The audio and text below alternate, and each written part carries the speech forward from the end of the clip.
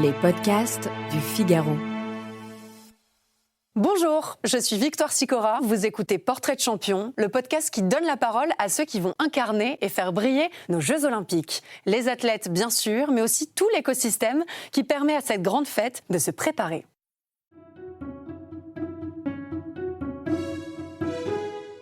Mon portrait de la semaine a été élu chef de l'année 2023. Après avoir été le seul chef promu en 2021, il y avait décroché sa 3e étoile en pleine pandémie. Amoureux de Marseille, il a décidé de mettre du soleil dans les assiettes des athlètes pendant les Jeux. Je pense bien sûr à Alexandre Masia qui est avec nous en visio. Bonjour Alexandre Masia, merci beaucoup de vous libérer pour nous.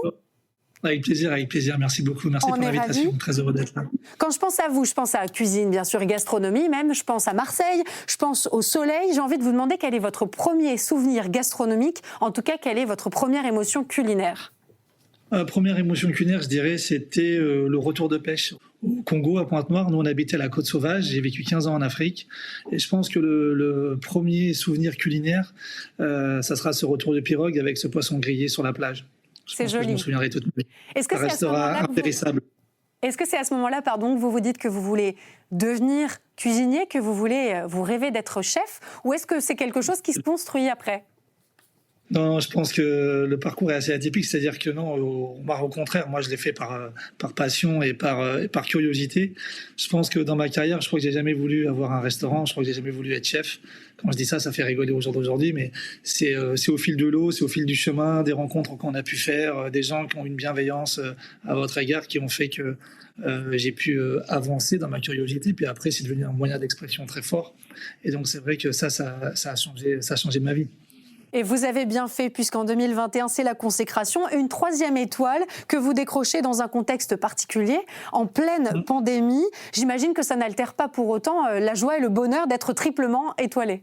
Ah non, pas du tout. Et puis nous, on avait joué le jeu, c'est-à-dire que la première fois, on a été fermé 3 mois, et c'est vrai que les 9 mois, nous avons été ouverts tout de suite dès que la pandémie avait été levée.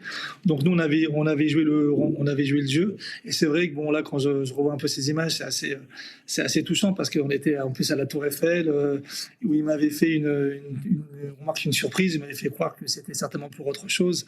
Donc c'est vrai que pour moi, c'était une belle récompense, mais aussi pour mes équipes, ma famille, la ville, c'était extraordinaire. On sent votre émotion sincère. En 2023, vous êtes élu chef de l'année. Décidément, ça continue.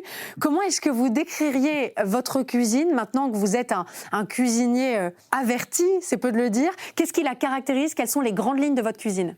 Je pense que c'est comme vous l'avez dit, je pense que c'est simplement une cuisine unique, sincère, qui est faite à base de produits marins, essentiellement nourrie de son territoire.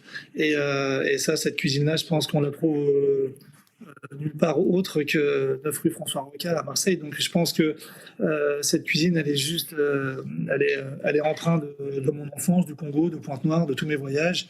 Et c'est vrai, c'est une cuisine personnelle unique. Je pense qu'aujourd'hui, on est devenu un point d'ancrage mondial où les gens viennent du monde entier nous voir pour voir quelque chose qui ne se fait pas ailleurs.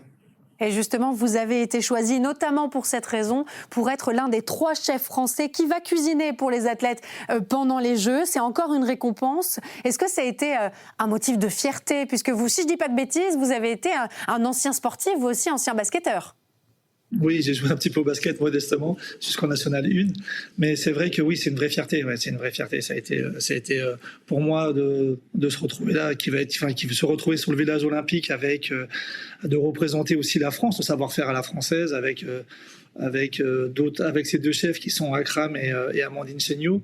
C'est vrai que pour moi, c'est un honneur d'être là et de pouvoir donner le maillot. Donc on représente aussi le savoir-faire français, on représente aussi notre patrimoine et toute une transmission qu'on a reçue par nos pères. Donc pour moi, c'est une vraie fierté. On a envie de comprendre un petit peu les ficelles derrière de cette organisation qui va être quand même tentaculaire, et on le dit assez tous les jours sur l'ensemble des sujets. D'un point de vue gastronomique, il y a quand même des figures imposées. Déjà, il y a un volume qui est assez imposant, et puis derrière, il y a quand même les impératifs nutritionnels, puisque vous cuisinez non pas pour le commun des mortels, mais pour des grands sportifs, des athlètes. Ah oui, bien sûr. Il y a toutes les qualités, on va dire, nutritives, nutritionnelles qu'il a fait prendre en compte. Moi, j'ai eu la chance de pouvoir travailler avec des médecins du sport, de travailler avec des nutritionnistes, avec des préparateurs physiques, des préparateurs préparateurs mentaux. Donc c'est vrai que pour moi, ça a été pour pouvoir faire mes connaissances et compétences, parce que de l'époque où j'ai pu modestement jouer à maintenant, il y a une transition qui s'est faite, et aussi bien dans la performance que dans la récupération. Donc pour moi, ça a été vraiment un point d'ancrage important. Et puis il est vrai que là maintenant, on remarque ma mission a changé, c'est-à-dire que je serai sur le village olympique tous les dimanches et lundis pour présenter 300 recettes dans les mêmes teintes du restaurant à tous les athlètes du monde entier. Donc on aura 300 recettes le midi, 300 recettes le soir, qui sont préparées, qui ont été établies, qui ont été évidemment en marque réfléchie, mais qui ont été le travail de longue haleine depuis plus de 2 ans et demi. Donc on est très heureux d'être là, et nous, on est dans la partie plaisir, je dirais, des athlètes, en mettant en avant notre territoire avec tous ces produits, puis toute cette traçabilité, je dirais, sans faille, et notre écriture culinaire. Est-ce que ça vous inquiète, ces volumes? Derrière, il y a quand même une petite pression, bien que vous y êtes habitué de par ces 3 étoiles que vous menez, bien sûr, fièrement. Mais est-ce que derrière, il y a aussi la question de se dire, bon, je vais devoir cuisiner quand même pour des athlètes, donc je dois prendre ça en compte. En même temps, il faut que ça soit pratique, puisqu'il y a toute une logistique à mettre en œuvre. Est-ce que vous avez peur, d'une manière ou d'une autre, que ça se fasse au détriment du goût, ou est-ce que vous avez trouvé déjà des astuces? Non, pas du tout. Je pense qu'ils sont venus justement, Sodexo Live, avec qui on a un partenariat, est venu me chercher justement pour ça, justement, est venu me chercher pour appréhender ça, et pour justement être dans les meilleures compositions possibles. Nous, on a travaillé sur nos recettes, sur la façon des remises en température, sur la façon dont on va les modeler. On a travaillé aussi sur les ambiances de cuisson, sur les techniques, pour qu'elles puissent être le refaire possible. Donc pour moi, c'était vraiment important.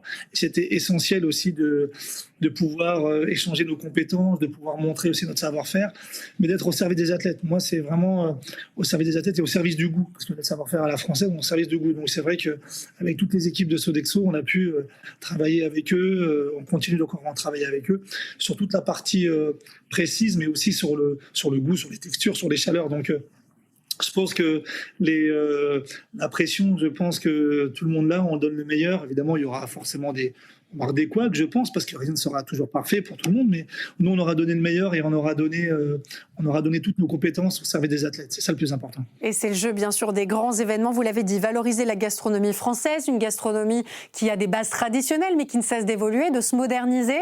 Est-ce que vous avez déjà peut-être quelques idées, j'imagine même que c'est déjà très construit dans votre tête, mais de plats signature? Est-ce qu'on peut avoir peut-être un exemple de ce que vous allez proposer aux athlètes? Ah oui, bien sûr. Les recettes, elles ont déjà été faites et modulées et validées aussi, justement, et validées. Donc oui, bien sûr. Là, on a présenté dernièrement une recette à base de pois chiches avec un bouillon de verveine, qui sont montés avec un bouillon de verveine, qui permet d'avoir un côté floral, évanescent, léger. Donc on garde cette fibre, et on garde aussi ce côté organoleptique. C'était important. Accompagné de condiments, donc on a un condiment de betterave fumée avec un sucre résiduel, le sucre résiduel de la betterave.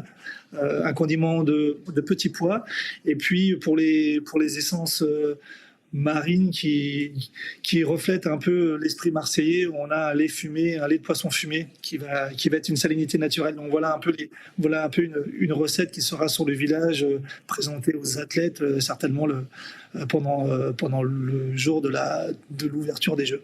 Ça y est, je suis affamée. Est-ce que derrière, il y a une envie chez vous de donner envie aux touristes étrangers qui seront présents à Paris de faire un crochet par Marseille? Vous pouvez nous le dire maintenant. Je pense qu'en tout cas, on reçoit beaucoup de demandes des athlètes déjà de savoir qu'est-ce qu'on va faire, qu'est-ce qu'on va préparer. Ils sont déjà très curieux. Et ça, c'est super. Mais nous, on est exclusivement réservé. Le village olympique, il est réservé, je dirais, heureusement et malheureusement, qu'aux athlètes. Donc, mais en tout cas, par notre savoir-faire et par les recettes qu'on va proposer, qui seront retranscrits, puis qui seront aussi montrer au grand public. J'espère que justement ça va susciter un intérêt touristique pour revenir nous voir de plus en plus souvent à Marseille, dans notre belle région, qui est la région Provence-Côte d'Azur. Donc ça, j'en suis certain. Mais ça fait plaisir de mettre en avant tout ce savoir-faire, et puis tous ces produits marins, et puis le jardin de la France. Pour moi, c'est merveilleux. En un mot, en tant qu'ancien sportif, que citoyen aussi, comment est-ce que vous envisagez ces Jeux? Qu'est-ce que vous en attendez? Moi, je pense que je vais donner le meilleur. Moi, je prépare mes jeux comme si j'étais un sportif. Je dirais pas que j'ai moins de pression qu'eux, mais j'ai autant d'envie, je pense, et d'abnégation de réussir ces jeux et de donner le meilleur. Je pense que c'est vraiment de représenter quelque part notre pays et notre belle nation avec toutes ses particularités, mais avec toutes ses, on va dire, sa biodiversité. C'est ça qui est le plus important, je pense.